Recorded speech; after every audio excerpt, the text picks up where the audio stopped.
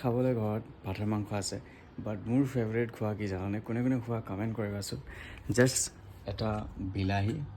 এটা পিঁয়াজ ধুই লৈছোঁ আৰু এটা জলকীয়া আৰু গছৰ পৰা পাৰি আনিছোঁ এটা এইটো পিৰিঙা মৰিচ বুলি কয় আৰু গোটেইকেইটা কাটি আছোঁ আৰু কাটি লৈ কিনে দেখাই আছোঁ কোনে কোনে এনেকৈ খোৱা কমেণ্ট কৰিবা দেই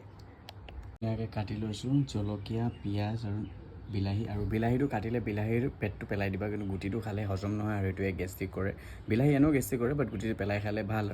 আৰু পিঁয়াজ এটা লৈছোঁ কাৰণ পিঁয়াজ ইমান গৰমত খোৱাটো ভাল নহয় চ' পিঁয়াজ এটা আৰু অকণমান দি দিছোঁ নিমখ যিমান তেতিয়া লাগে সেই হিচাপত দিছোঁ নিমখ আৰু অলপ দিছোঁ মিঠাতেল কাৰণ ই অলপ ফ্লেভাৰটো আনিব আৰু এইটো হ'ল মোৰ চবতকৈ বেছি আটাইতকৈ বেছি প্ৰিয় খানা অকণমান দিলোঁ সানি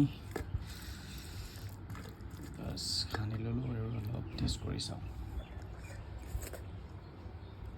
খাওঁ খাওঁ লাগিছে পূৰা জাল হৈছে পূৰা